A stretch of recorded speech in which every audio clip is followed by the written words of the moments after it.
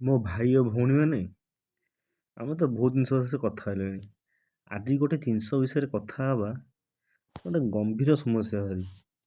ମାନେ ଓଡ଼ିଆ ଲୋକଙ୍କର status life ଆଉ ରିଅଲ୍ ଲାଇଫ୍ ଭିତରେ ଡିଫରେନ୍ସ କ'ଣ, ମାନେ ତଫାତ୍ କ'ଣ?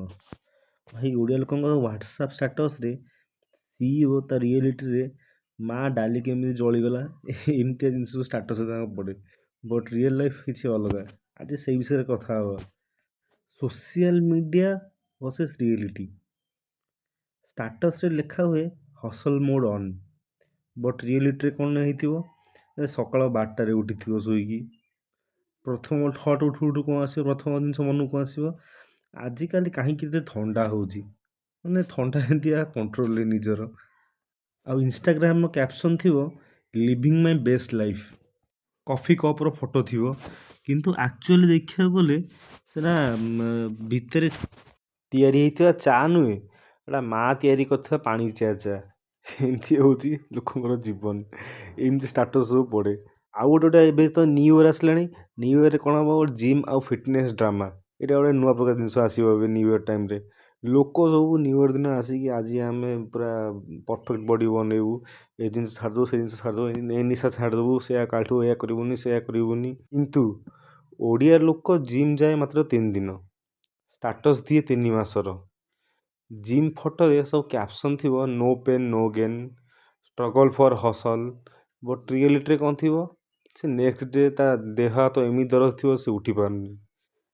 ମା କହୁଥିବେ ଏଇଟା ଏକ୍ସରସାଇଜ କରୁଛୁ ନା ପନିସମେଣ୍ଟ ପାଇକି ଆସିଛୁ। ଆଉ ତ ଆମ ଓଡ଼ିଆ ଲୋକଙ୍କ ଅବସେସନ୍ ଜାଣିଛ, ପଖାଳ ଆଉ ଡାଲମା ଏସବୁ ଖାଇବା ଅବସେସନ୍। ତାକୁ ଦେଖିଲେ ଜିମ୍ କଥା ମନେ ପଡ଼େନି। ଆଉ ଡାଏଟ୍ ପ୍ଲାନ୍ ସେଟା ଆଜିଠାରୁ କି ସେ ଆଜି କେବେ ଆସେନି ଆଜି ପର୍ଯ୍ୟନ୍ତ। ବାହାରେ ଯେତେ ପ୍ରକାର ଖାଇବା ଖାଉଛ ଖାଅ ଡାଏଟ୍ ପ୍ଲାନ୍ କରିକି, କିନ୍ତୁ ଘରେ ତମ ମା ପାଖରେ କେବେ ବଞ୍ଚିପାରିବନି ଡାଏଟ୍ ପ୍ଲାନ୍ କରିକି। ତ ପ୍ୟାରେଣ୍ଟସ୍କୁ ମନେ ପଡ଼ିଲା, ଆମ ଓଡ଼ିଆ ପ୍ୟାରେଣ୍ଟସ୍ଙ୍କର ଗୋଟେ ଅଲଗା ପ୍ରକାର ଜିନିଷ। ତାଙ୍କ ରିଏଲିଟି କ'ଣ? ଷ୍ଟାଟସ୍‌ରେ ଦେଇଥିବେ ଫୋକସ୍‌ଡ ଅନ୍ ମାଇ ଗୋଲ୍ସ, କିନ୍ତୁ ଓଡ଼ିଆ ପ୍ୟାରେଣ୍ଟସ୍ ପଚାରୁଥିବେ ତୋର ଚାକିରି କେବେ ହେବ, ତୋ ବାହାଘର କେବେ ହେବ? ସେ ପଡ଼ୋଶୀ ଟୋକା ଅଲରେଡ଼ି USA ପଳେଇଲାଣି, ସେ ଆ ପୁଅ ସେୟା କଲାଣି, ସିଏ ଏଠି IAS ଅଫିସର, ସିଏ ଏ ଚାକିରି କଲାଣି, ତୁ କରୁଛୁ କ'ଣ ଘରେ ବସିକି? ମାଆଙ୍କୁ ଯଦି ରଖିଥିବ ହ୍ୱାଟ୍ସଆପ୍‌ରେ, ସେ ମା ହ୍ୱାଟ୍ସଆପ୍ ଦେଖି ଭାବୁଥିବେ ଏତେ ଫଟୋ ଦେଉଛି, ସେ କାମ କରୁଛି କେତେବେଳେ?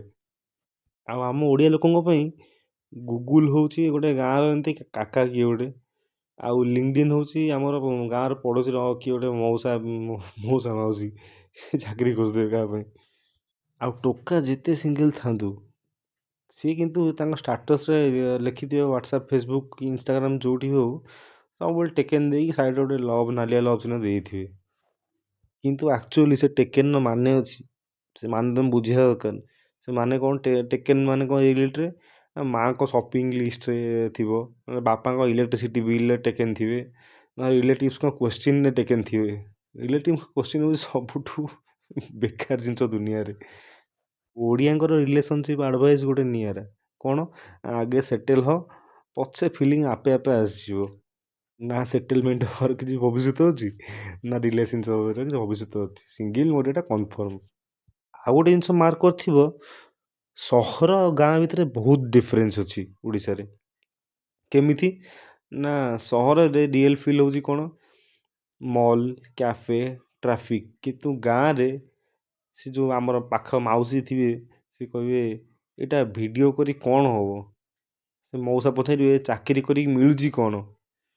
ତାପରେ ଗାଁରେ ତ ଜାଣିଛ ୱାଇଫାଇ ଇଣ୍ଟରନେଟ୍ ସ୍ପିଡ଼୍ ଯାହା ଅଛି, ସେ ମେସେଜ୍ ଯିବ ଗୋଟେ ଦିନ, ରିପ୍ଲାଏ ଆସିବ 4 ଦିନ ପରେ।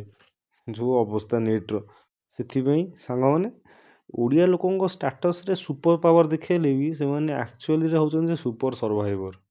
ଷ୍ଟାଟସ୍ ମିଛ ହେଇପାରେ, କିନ୍ତୁ ଆମ ଓଡ଼ିଆ ଜୀବନ ଖାଣ୍ଟି ଅରିଜିନାଲ, କିଛି ତା ଦେହରେ ମିଲାବଟ ନାହିଁ। ଆଉ ଭଲ ଲାଗିଲେ ଭିଡ଼ିଓ କହିବ, ସରି, କେମିତି ଲାଗିଲା ଭିଡ଼ିଓ କହିବ, ଆଉ ସାଙ୍ଗମାନଙ୍କ ସାଙ୍ଗରେ ଫ୍ୟାମିଲି ଗ୍ରୁପ୍‌ରେ ସେୟାର କର, ଆଉ ଲାଇକ୍ ସେୟାର କମେଣ୍ଟ କରନ୍ତୁ। ନହେଲେ ମା କହିବେ ଏତେ ଭିଡ଼ିଓ କରିକି ମୋତେ ମିଳିଲା କ'ଣ ପଚାରିବେ। ତମ ଉପରେ ଏବେ ଛାଡ଼ିଲି, ତମେ ଡିସାଇଡ଼୍ କର ମୋତେ କ'ଣ ମିଳିଲା, ତମେ ଜଣେଇବ। ଆଉ ଧନ୍ୟବାଦ, ରହିଲି।